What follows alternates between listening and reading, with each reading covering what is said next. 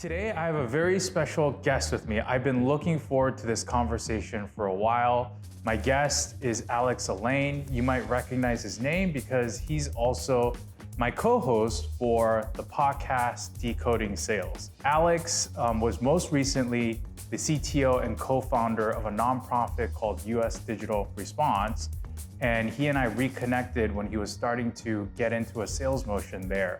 He's also an early Dropbox engineer. He had a big part in helping me close a lot of deals, namely NBC Universal. He worked really closely on the product when we were trying to sell that company. And he's also the creator of cprogramming.com and is an author of a book called Jumping into C++, read by hundreds of millions of folks to learn C and C++.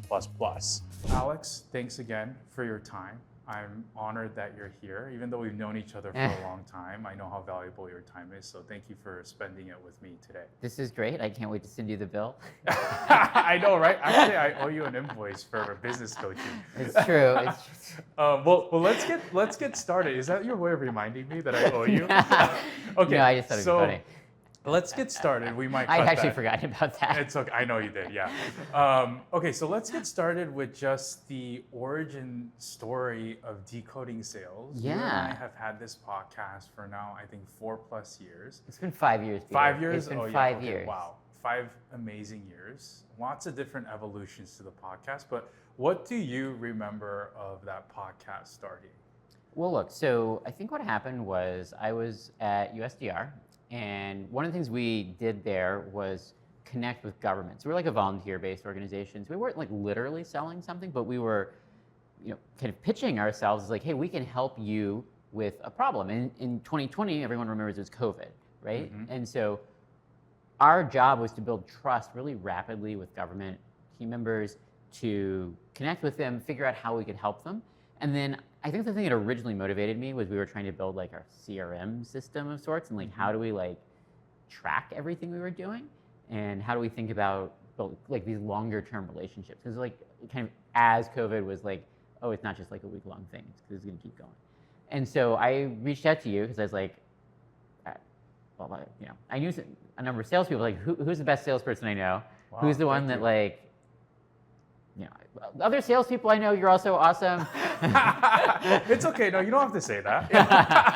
Just stick with I'm the best salesperson. We'll stick with the best. Who have I worked with really closely? And like, oh, well, Peter. And so reached out to you. I think we were like, we just had like a 30-minute call, if I remember correctly. And I was like, holy shit, this is like really useful like information.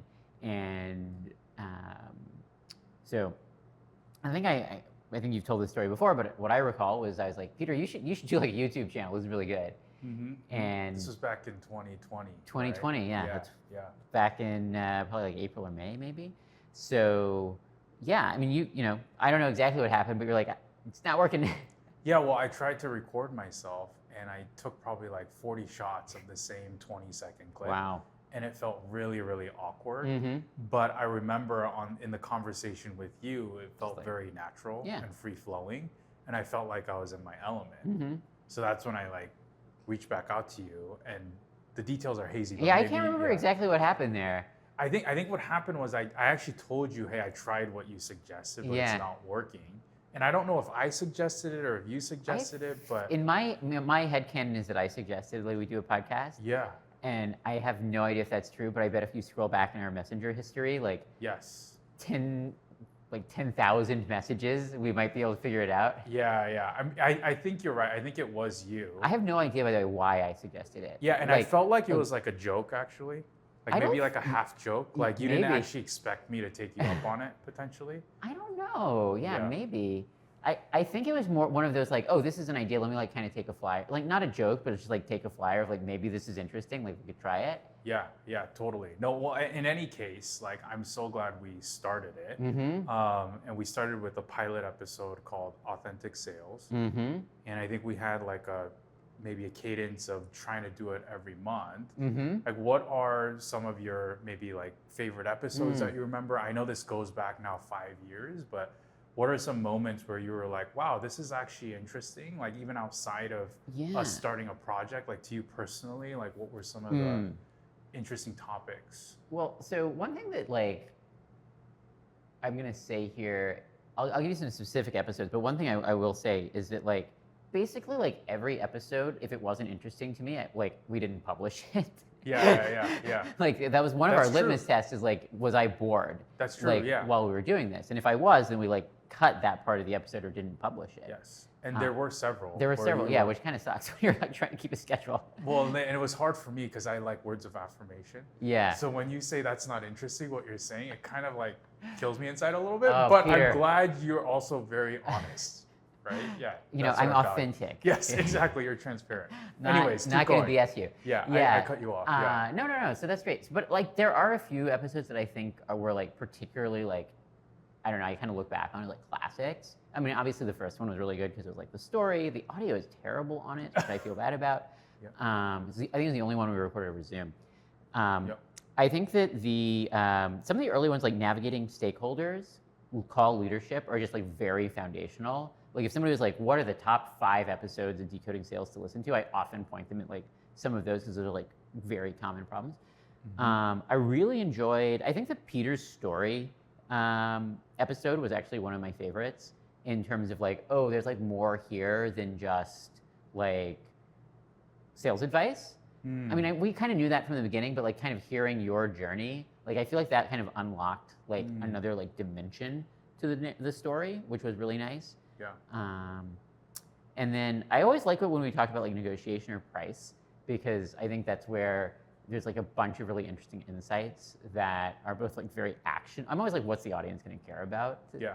And like, I think it's very actionable, and it's also like, oh yeah, like it really like changes. Like if you think about like price in negotiation, you're like this very like flat thing. It's like I'm here, you're here, like let's meet in the middle or whatever. Yeah. But no, it's actually like this multi-dimensional thing, and I think like we really brought that to the foreground there, which I'm really happy with. Yeah, totally. I think that's a big key for our podcast is just making things broader than sales, right?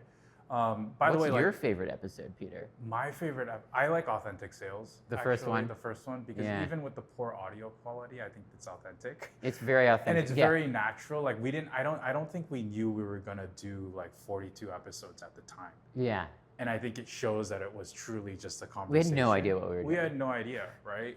And it's like fascinating how many people listen to us now, and like the different types of founders who come to us and are like, oh, I've listened to these episodes, or like I was on a flight, or I was working out in the gym, and you know, you and Alex have great chemistry. It's just like so fulfilling to hear that, right? Yeah.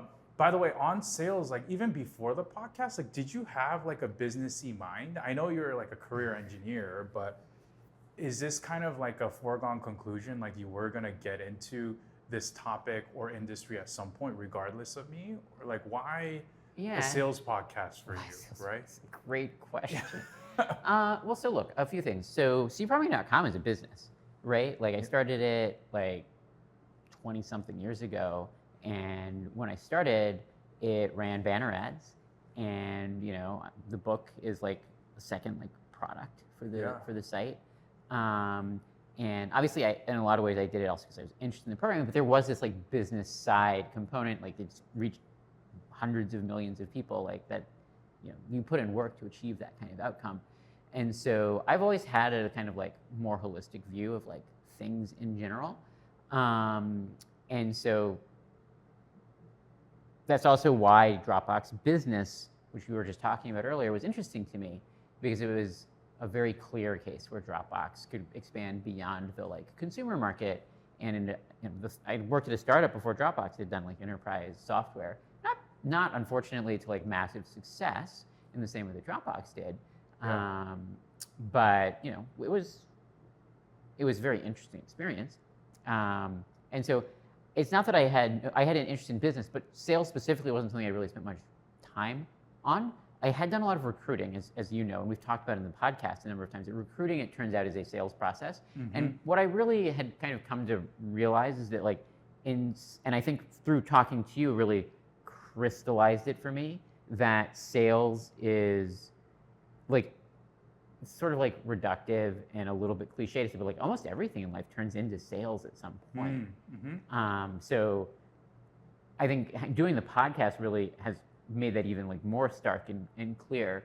But yeah, I wouldn't say that the podcast was like the first time I thought about sales. Sure. But it's been a real master class in like learning about sales. I like love you should be that. billing me for co-hosting. I appreciate that. You know, Well, I'm it's like, wow, funny- I'm getting like free 40 hours of free Peter on coaching. It's Great funny you deal. mentioned that because every like episode we recorded, like up until now, I feel like now I think we're comfortable about the value we're providing each other. You know, Yeah. like I mean, we're friends first and foremost, but I still felt guilty that I'm taking like an hour of Alex's time, Yeah. and he's literally. Well, why don't you like, hold on to that thought? Yeah, I know, right? But no, like the way you frame things, and by the way, I agree that sales, everything in life is about sales, but I also think you're the perfect co-host for me because you actually are a great teacher too, which is evidenced by why you wrote the book, Jumping into C++.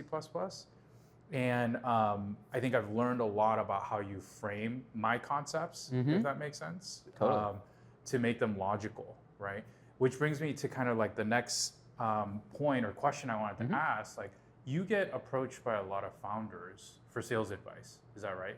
Because of the podcast. Yeah, like more than zero, which is a lot more than I would ever have expected in my life. Yeah, yeah. And so what happens there? Like, how does that start, right? Are How they does that usually start? like listening to an episode and then they reach out to you? Yeah, that's a great question. I think that a lot of times what happens is that somebody in my network refers them. So like, you know, I often sit in these like connection points in networks of people, right? Like I'm the engineer that knows something about sales. So my friends who are like engineers will send people to me to talk Yeah. about sales.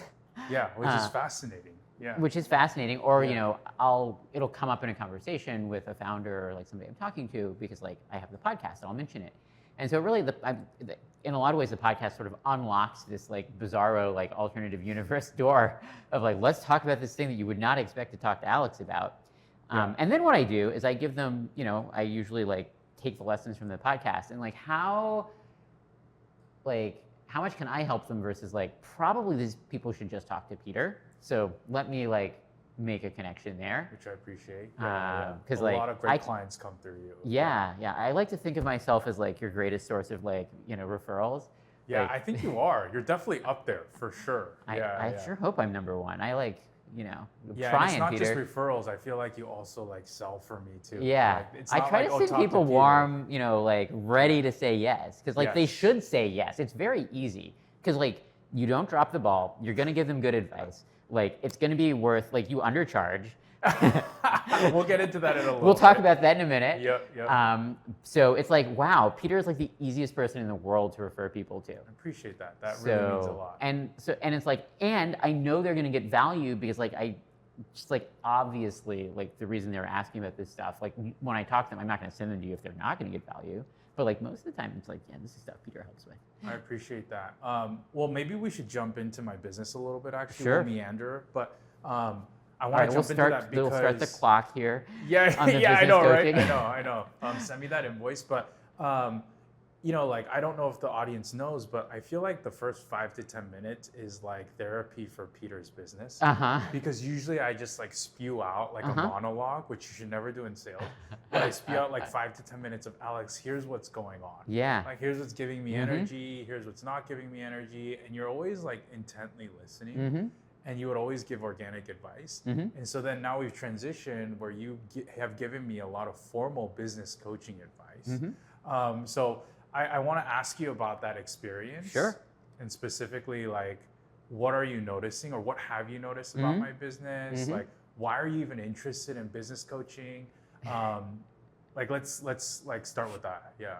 Yeah, sure. So why am I interested in business coaching? I mean, in some ways, I just like solving problems and I like helping people. And I feel like business problems are like very interesting, like multifaceted problems. And you know, in the same way that like a really good engineering problem can sometimes be like multifaceted if you're including like product and like all these other pieces. You know, this isn't like a thing that I'm like trying to like max in my life. Like if somebody's like, hey, Alex, I want business coaching, I'd probably be like, no. Like by It's only default, for me. it's, you know, this is like a limited edition kind of thing. I love that. Yeah. Yeah, like because I like working with you, and I'm like Peter's there's a unique product, if you will, that you're selling that I think a lot of people can benefit from. And so it's just like very natural to want to like that makes it interesting. It's not like some, you know, boring like check the box kind of like SaaS business or whatever. I appreciate that. You got the note on the words of affirmation. You're giving me a lot of positive energy here. But like in all seriousness, like objectively, what are like maybe one or two things where you're like, oh, this needs to change? Or like, I'm kind of surprised that Peter is not thinking about this. Sure. And then maybe one or two things where on the other side, you're surprised that I am focusing on something in like the positive lens. Like I'm curious because obviously I think I know the answer to this question. I think you know what I'm gonna say. Yeah. Yeah. Maybe we like. I'd love for you to share it. You're gonna get and be honest. You're gonna get honest answers. Yeah. Okay, course. so a couple things that are surprising. Let's start with the bad. Yeah, let's do that. First of all, I don't think you charge enough. I've told you this a bunch, but like literally every time we talk, I'm like, you should charge more. That's for two reasons. That's a good bad. What's that? That's a good it's bad a good thing bad. to bring up. Well, it's not good if you're the salesperson. That's you should true. be maximizing the value. There's something about like the coaching that I need to give myself. Yeah, right? exactly. Like I think there's like two things going on there. One is I think that the value of the advice you give is just really, really high. And so it's like very easy to justify.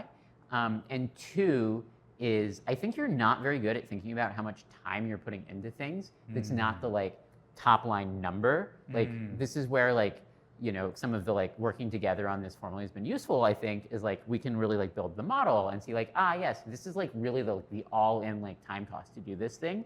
And like you're worth more, your time is worth more than that. So you should like bump the prices, you know. That was super eye-opening, actually, because I was thinking like, okay, I'm spending an hour with a client. That is my investment. Yeah. But I realized I was doing all this peripheral work, all this prep. And I'm always like thinking about the problems too. Yeah. So that was a huge unlock for me, actually. Yeah. Keep going. Yeah. I think that's a big thing. Yeah. I think that like, the other thing that you probably should do a little bit more of is some kind of like weekly or monthly like state of the business review. You know, like which literally could just be like we could do a coaching call, but I think like that's also the kind of thing that like probably just like is a good like habit to get into. Yeah. That makes sense. Yeah. So still something I need to implement, by the way. Yeah. You mentioned I'm waiting. Like I'm waiting for that. Yeah. It's a good nudge. Yeah, that's an intentional nudge. Yeah, cool. Okay, so that's like on the kind of bad side. That's on the bad side. I mean, these are like not the worst problems to have, right? Like these are problems that are A, fixable, and B, like if you fix them, just have like a lot of upside, which is great, and don't have like immediate downsides. It's not like you're missing out. Yeah, on, like, and I think probably common for a lot of solo business owners. Yeah, it's actually, well, the other thing is it's just hard to do it. Yeah. Right? Like, and that's where I'm going to get to the good, which is like you're really engaged with your clients. Like you are there for them when they need somebody, whether it's like 10 a.m. or 10 p.m. And like, or whatever time of day, whatever problem. Like, so you're always like very willing to show up for them, which is awesome. It makes it a lot easier to like send people your way, but it does mean that it's just like harder to like, I assume, disengage. Like I know when I'm in that mode, it's like harder to step back and like kind of look rationally at the like, I probably should charge them more kind of thing. Yeah. It's also just mentally a little bit draining and hard to unplug, as you know. From our conversation. So like, you know, this is like, I totally get it. That's, I think, why it's like useful to have like a second person in that kind of conversation to tell you these things, because like, it's not easy to do.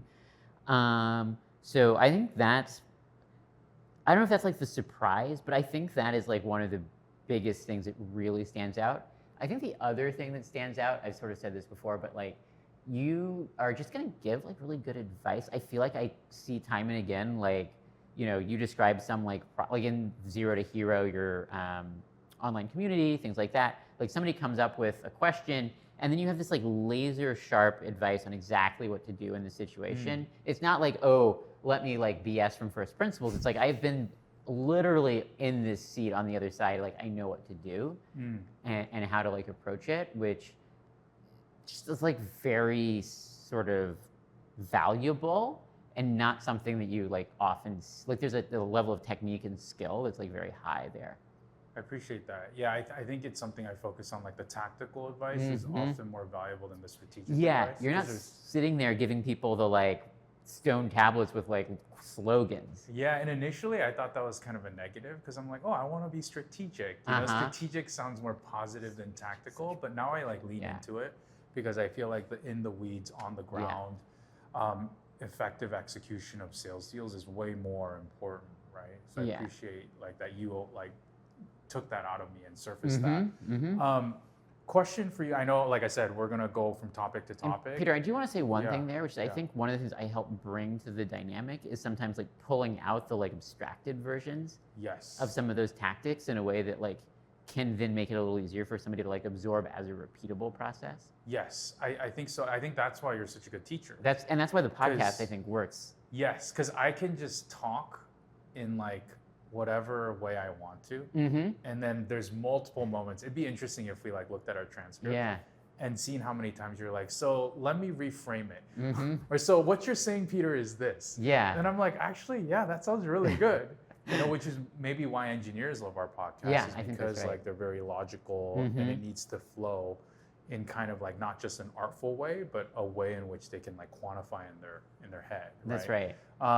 So what I was gonna move to is like Dropbox obviously has provided both of us a lot of value. I feel like there's so many like rich relationships that came out of that era. So can we talk a little bit about what Dropbox meant to you? You know, I talk at length about what the community has meant for me, but like, what do you remember about that time?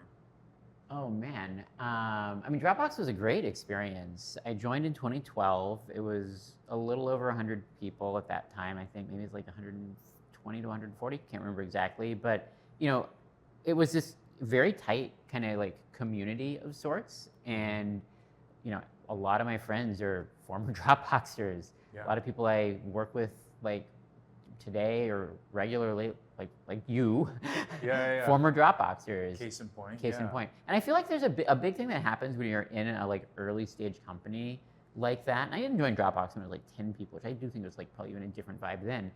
But like we were still on that like, you know, hyper growth trajectory. You go through a lot of like challenging times together, and you also have a lot of fun solving problems together. Like I remember when I joined Dropbox, like a month or two in, we launched a repricing of our plans. We doubled the size of all our plans, basically. And I was there till like 3 a.m.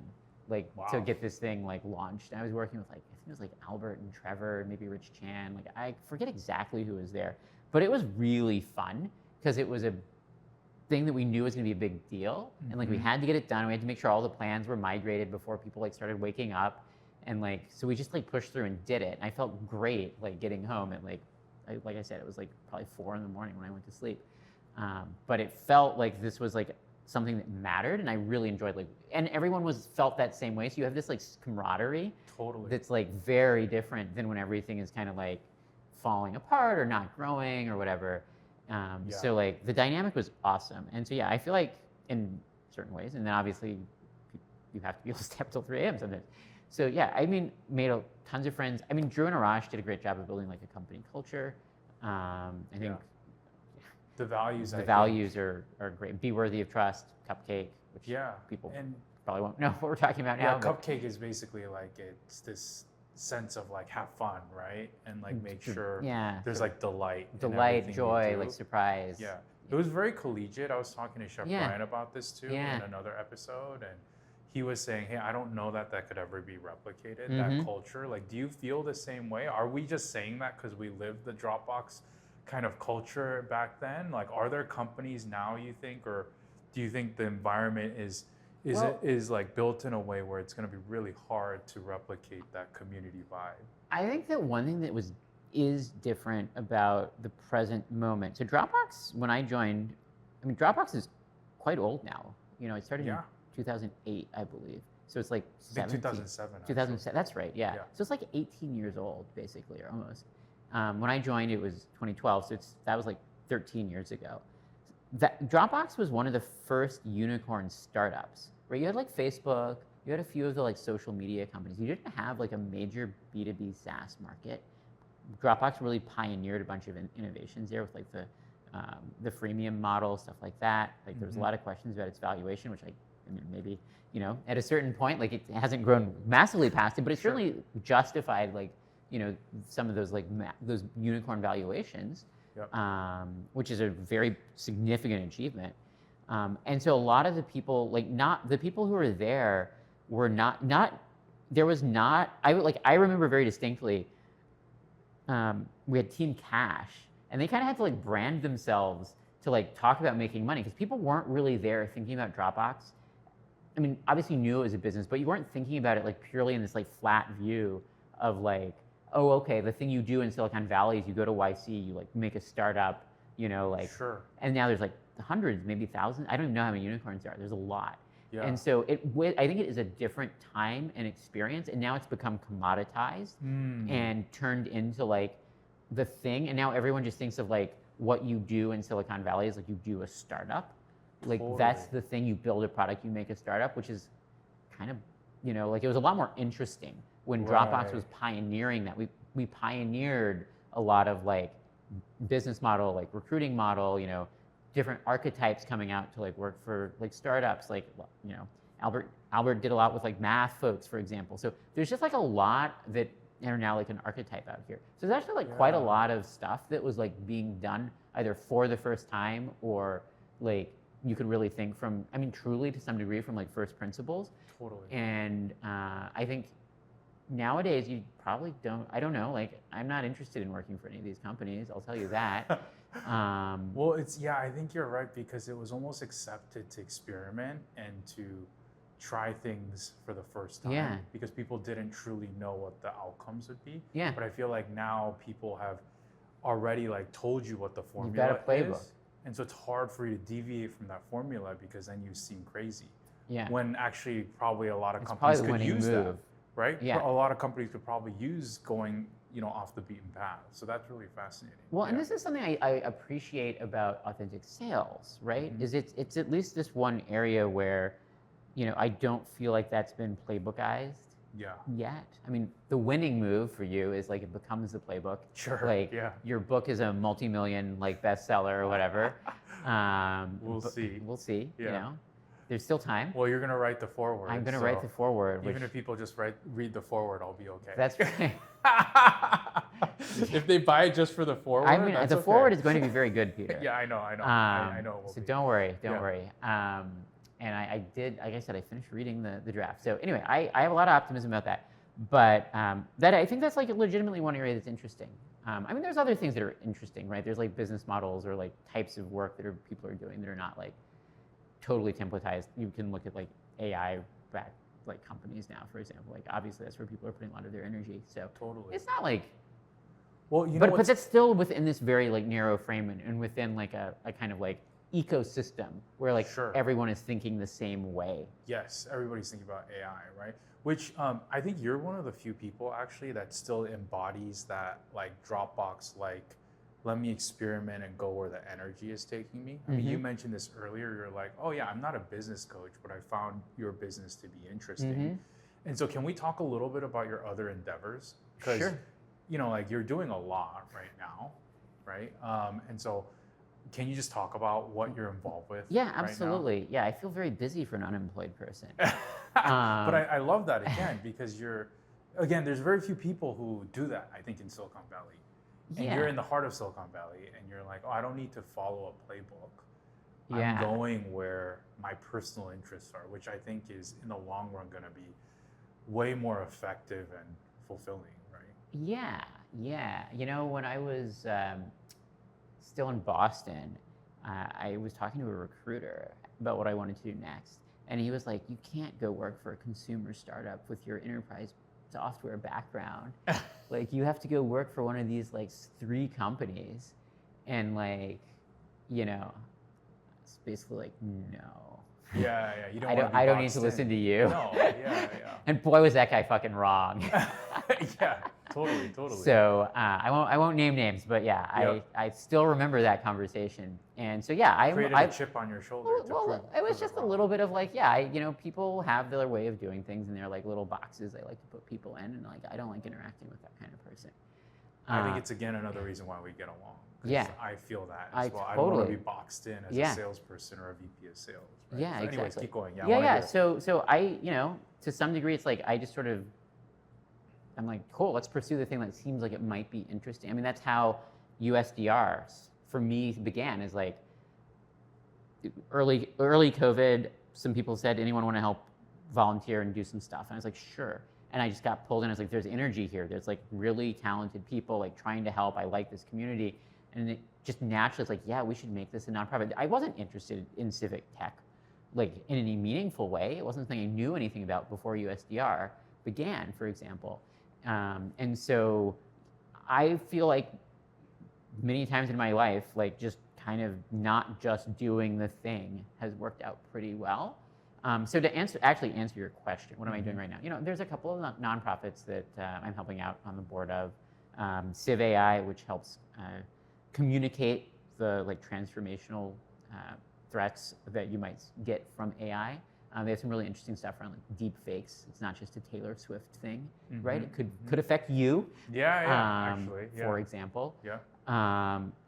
Transluce, which is actually founded in one of the co-founders is a former Dropbox intern. So like going back to that like network of Dropbox, which builds tools to help companies and help anyone really understand and evaluate what models are doing and build sort of like public safety cases for them.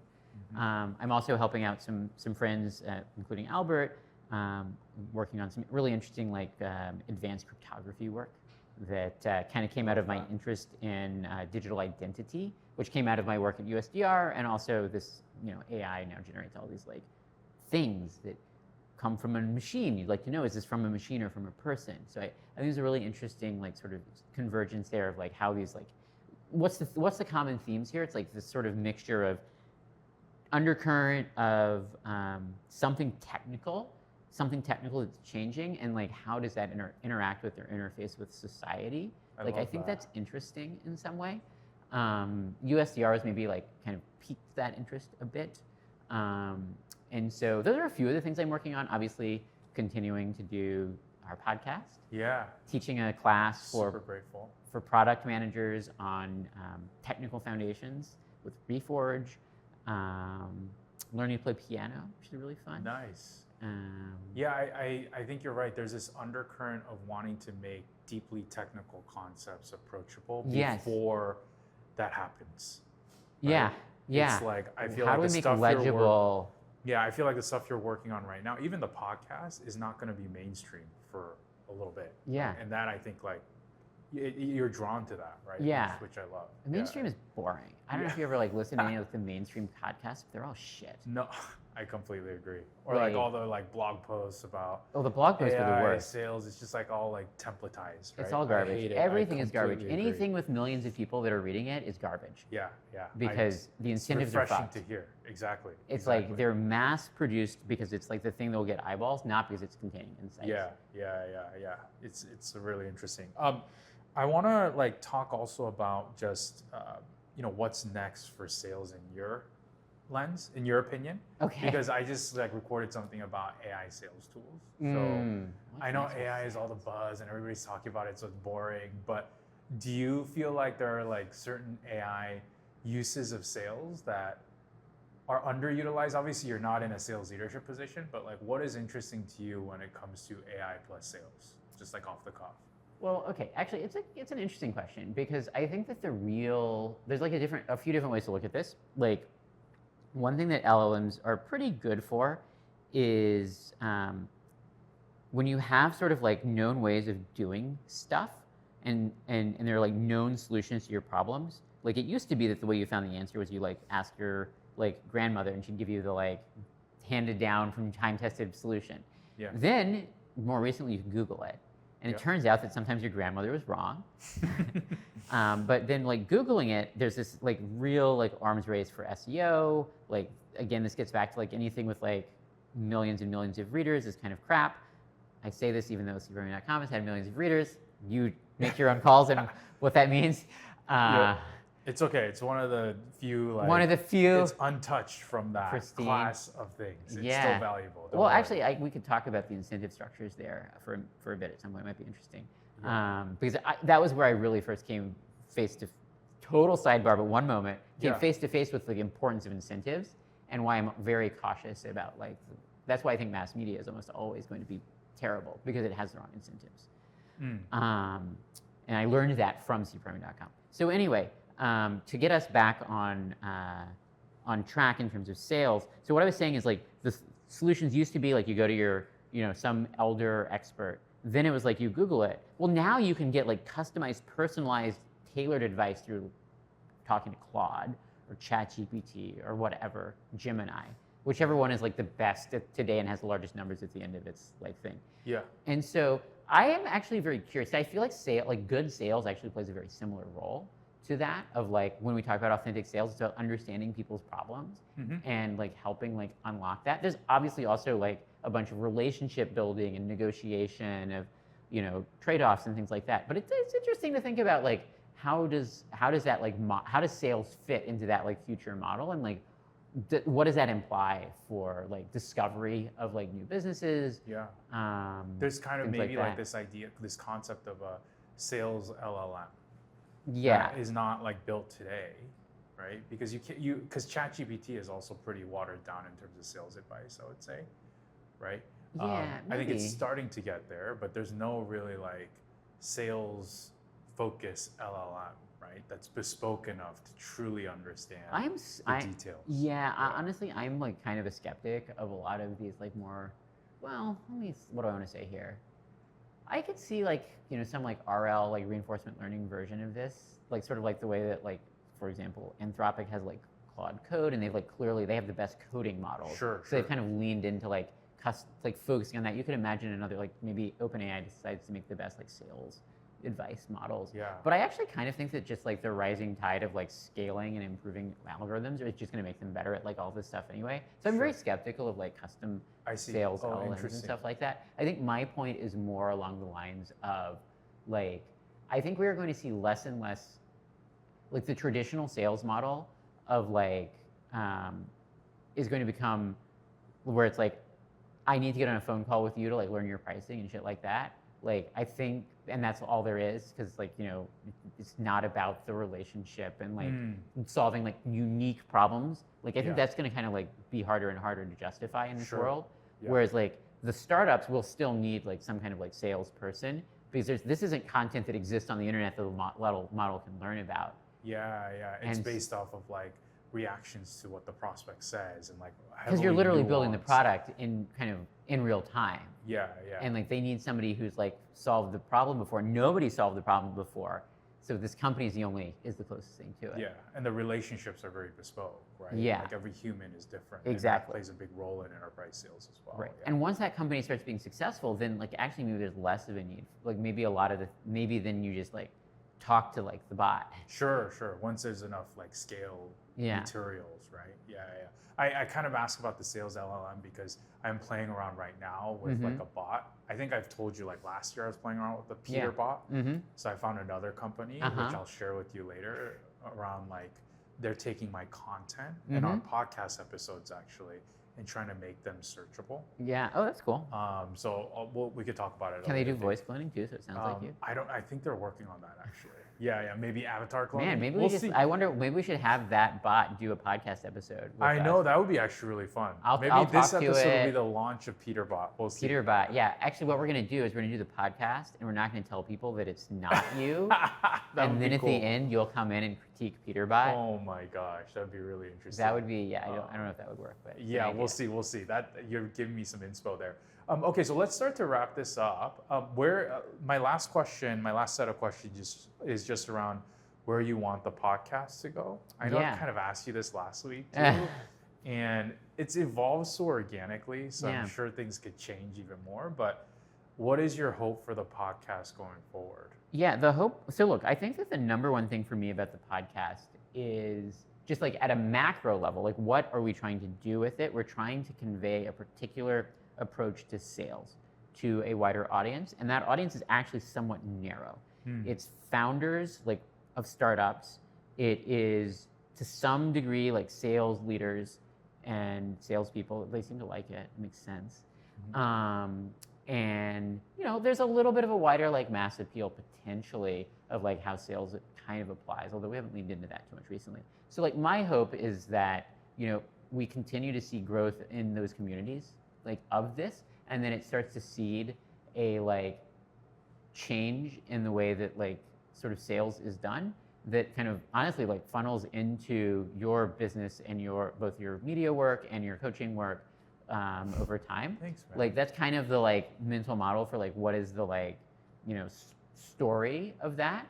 I think the challenge with the podcast is there's only so many things that you and I alone can talk about before it starts to feel a little bit like we've said the same thing over and over again. That's why some of these episodes haven't seen the light of day. Yeah. We're like, oh, didn't we talk about this? Yeah, that one was kind of like the same one we did before. Yeah, I mean, it's not that the content is bad. It's not wrong. It's just the same. Yeah. And I think, you know, we kind of want to have a high bar.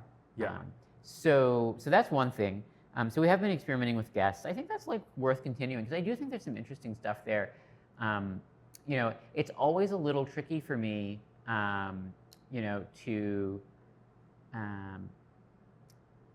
There's also just like keeping up with the times. You know, we did some episodes during COVID about virtual selling. That was really fun, actually.